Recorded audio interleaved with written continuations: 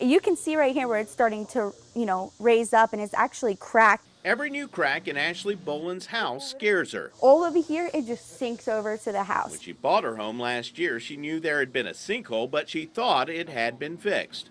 This is one of them that's actually hooked to the house. The previous owner and investor had it underpinned. And you felt good about that? And I felt great. That was until last month, when she and 83 other Hernando County homeowners got letters from the property appraiser saying he was changing their homes from being considered repaired to being unrepaired, reducing appraised value by 35%. Here I am with a 30-year mortgage, and I'm paying, all of this money for a home that might not even be structurally stable. The reason for that reclassification, that underpinning technique used in those homes was the same one used on this home that collapsed into a sinkhole in Land O'Lakes in July. If you sold that a month before and sold it as a repaired sinkhole, and then the thing, the next month that what happened, they're going to blame all kinds of people. The man that made the decision to change the classifications, Hernando County property appraiser John Emerson. What's been the response from most of the people who got these letters? I'm pretty upset.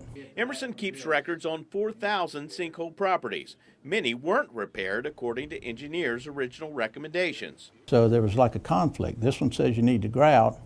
This one says we're going to do underpinning.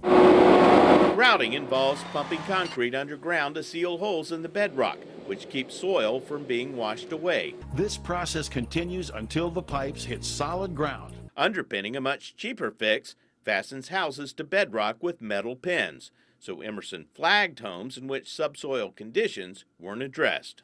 To retroactively go back and say something is unrepaired when it was repaired and the county accepted it, that seems a little crazy to me.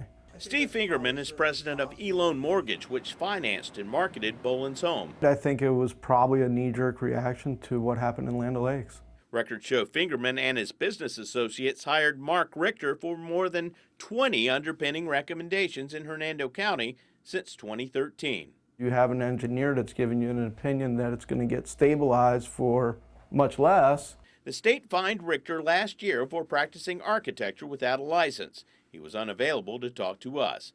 Meanwhile, Emerson is softening the policy change at the appraiser's office. All the yellow ones in here are the ones we have already identified as pinned. Instead of calling them unrepaired, he will call them pinned. Emerson says the market will decide if that affects home values. It almost is like I feel like packing my bags up and just waiting for all of this to get figured out. Boland has already hired a lawyer. They're still trying to figure out who they want held responsible. But I don't have anywhere else to go. I'm a single mother. This is my home. I'm My Team investigator Adam Walser, taking action for you.